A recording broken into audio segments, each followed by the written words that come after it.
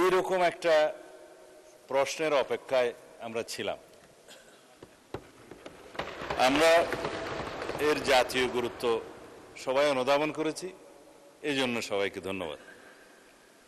কিছুদিন যাবৎ আমরা সবাই লক্ষ্য করছি বাংলাদেশের সরকারের প্রধান, তার স্ত্রী, তার কন্যা, আমারও আছে, আমারও স্ত্রী পুত্র কন্যাকে দিয়েছে, অনেকেরই গুরুত্বপূর্ণ রাজনৈতিক ব্যক্তিত্ব এবং সমাজের গুরুত্বপূর্ণ ব্যক্তি তাদের পরিবারের সদস্যদের নিয়ে অথবা রাজনৈতিকভাবে প্রতিপক্ষ বিবেচনায় যে সমস্ত কন্টেন্ট সামাজিক যোগাযোগ মাধ্যমে ভার্চুয়াল মিডিয়ায় প্রকাশিত হচ্ছে স্বাধীনতার নামে এবং মত প্রকাশের স্বাধীনতার নামে, সেটা আসলেই মত প্রকাশের স্বাধীনতা কিনা সেটা পুনরায় সংজ্ঞায়িত করা দরকার। আমরা সেজন্য এই সামাজিক যোগাযোগ মাধ্যম বা যেটাতে আইনি ভাষায় আমরা বলছি cyber space, which includes everything, social communication media, virtual media সহ সব কিছু ইনক্লুড করা হবে এবং এই সংজ্ঞাগুলো নতুনভাবে সংজ্ঞায়িত হচ্ছে।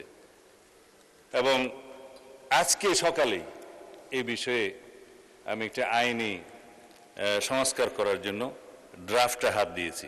আমি জানতাম না আজকে এই কোয়েশ্চেনটা এখানে আসবে, এবং এটা মন্ত্রণালয় হিসেবে তথ্য মন্ত্রণালয়ের বিষয় যেহেতু কোরিলেটেড, আর এখানে সংসদের একটা বিধি মোতাবেক কেউ না থাকলে আমার জবাব দেওয়ার একটা বিধান আছে, সেই জন্য মাননীয় চিফ হুইপ একটা চিঠি আপনাদের দিয়ে রাখছে।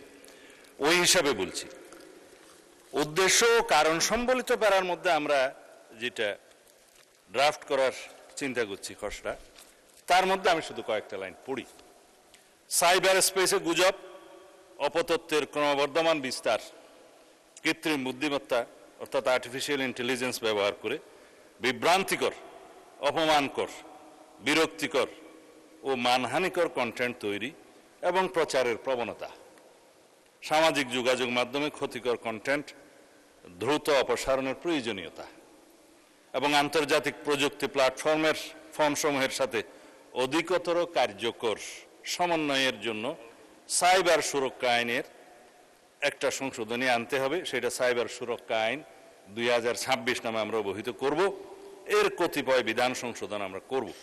তার মধ্যে এই যে গুজব, অপতথ্য, মানহানি, এরগুলো নতুন করে সংজ্ঞায়িত করা হবে। এছাড়া সাইবার স্পেসে এরূপ কন্টেন্টের প্রকাশ, প্রচার প্রতিরোধের জন্য একটা নতুন ধারার শাস্তির বিধান এখানে আনা হবে। নগদ নিয়ে এলো হার না মানা হার অফার। সর্বনিম্ন 10,000 টাকা রেমিটেন্স নগদে পাঠালে থাকছে স্বর্ণের হার জেতার সুযোগ। আবার আন্তর্জাতিক প্ল্যাটফর্ম, প্রযুক্তি প্ল্যাটফর্ম সমূহের সাথে কার্যকর সমন্বয় এবং সময় সীমাভিত্তিক কন্টেন্ট অপসারণ ব্যবস্থা নিশ্চিত করার জন্য আর একটা নতুন বিধি সংযোজন করা হবে। কারণ এখন আমরা রিকোয়েস্ট করি, হয়তো 6 মাস পরে সেটা অপসারণ করে নাও করতে পারে, সেই জন্য এটা আনা। আর এই যে রিপোর্টকৃত কন্টেন্টের অপসারণ প্রক্রিয়া অধিকতর কার্যকর এবং জবাবদিহিতামূলক করার জন্য সেখানে বিধান আনা হবে। এবং আইন শৃঙ্খলা রক্ষাকারী বাহিনীর পাশাপাশি সরকারের নিকট থেকে ক্ষমতাপ্রাপ্ত অন্যান্য সংস্থাকেও আমরা এবং বাহিনীকেও এই সমস্ত তথ্য উপাত্ত অপসারণ, ব্লক এবং স্থানান্তর করবার জন্য আমরা ব্যবস্থা রাখব।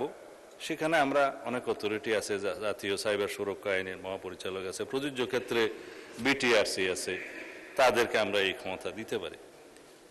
এখানে বলে রাখি মাননীয় স্পিকার, জুয়া প্রতিরোধ আইন 1867 সনের আইন, সেই ব্রিটিশ আইন দিয়ে আমরা এখনো চলছি। সেইটা 1867। নতুন করে আশা করছি সংসদের এই সেশনে আইনটা আনতে পারবো, ফাইনাল স্টেজে আছি, জুয়া প্রতিরোধ আইন। সেই জায়গায় জুয়া, অনলাইন জুয়া, অফলাইন জুয়া, বিভিন্ন প্ল্যাটফর্ম এগুলো ব্যবহার করে যে অপরাধগুলো সংগঠিত হচ্ছে তার সাথে মাদকও জড়িত, ওয়েটিং জড়িত, এগুলো এখন আধুনিকায়ন করতে হবে।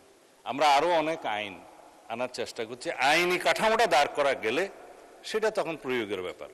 প্রয়োগের ক্ষেত্রে তখন মিসইউজ হচ্ছে কিনা, অ্যাবিউজ হচ্ছে কিনা সেটা তখন দেখা যাবে, সংশোধনের মাধ্যমে যেতে হবে। কিন্তু আমরা আইনেই আনি নাই মাননীয় স্পিকার।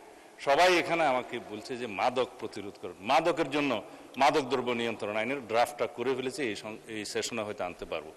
সেখানে মাদক দ্রব্য নিয়ন্ত্রণ আইনের মধ্যে যারা মাদকের জন্য অপারেশন করতে যায়, মাদক ধরতে যায়, তাদের কোনো অস্ত্র নাই মাননীয় স্পিকার। অথচ যারা ড্রাগ ডিলার, ব্যবসায়ী, তারা তাদেরকে অত্যাধুনিক অস্ত্রসজ্জিত হয়ে আক্রমণ করে। তারা কোর্টে মামলা দায়ের করে, কিন্তু পাশাপাশি পুলিশও মামলা দায়ের করে, অন্য কোনো অথরিটিও মামলা দায়ের করে। এখন মাদক দ্রব্য নিয়ন্ত্রণ অধিদপ্তরের কাছে তেমন ল্যাবরেটরির সুবিধা নেই এবং তাদের ট্রেনিংয়ের সুবিধা নেই, তাদের অস্ত্র ব্যবহার আমরা করতে দিতে পারি না। অধিকন্তু কিছু কিছু বিষয় আছে, আমার ডগ স্কোয়াড দরকার। যদি ডগ স্কোয়াড দিয়ে মাদক নিয়ন্ত্রণ করা যায়, শনাক্ত করা যায়, সেটা হচ্ছে উত্তম। কিন্তু সেই ডগ স্কোয়াড আমরা দুই একটা বাহিনীর কাছে আছে, যেমন পুলিশেরও একটা ডগ স্কোয়াড আছে, র্যাবের আছে, তারপরে অন্যান্য জায়গার আছে, এগুলো বলবো না, ডিফেন্স ফোর্সের আছে। কিন্তু মাদক দ্রব্য নিয়ন্ত্রণ যখন রিকুইজিশন দেবে, তারা আসবে, করবে, সেই আইনি ব্যবস্থাও নাই। সেই জন্য এখানে একটা ডগ স্কোয়াডের ব্যবস্থা করতে হবে। মোটামুটি মাদকের বিরুদ্ধে আমরা যে ফাইটটা করব, সেটা আইনি সুরক্ষার মাধ্যমে, আইনি ব্যবস্থার মাধ্যমে, এবং মাদকদ্রব্য নিয়ন্ত্রণ অধিদপ্তরকে একটা স্বয়ং সম্পূর্ণ অর্গানাইজেশন করার জন্য সেই আইনি প্রস্তাবগুলো আনবো মাননীয় স্পিকার। এইভাবে আমরা সামাজিক যে অনাচার, অপকালচার শুরু হয়েছে, সেখান থেকে নিষ্কৃতি পেতে পারবো। সেই জন্য আমরা আগেই বলেছি, এই জাতীয় সংসদের কাছে এই জাতি নতুন জনপ্রত্যাশা অনুযায়ী অনেক কিছু আশা করে।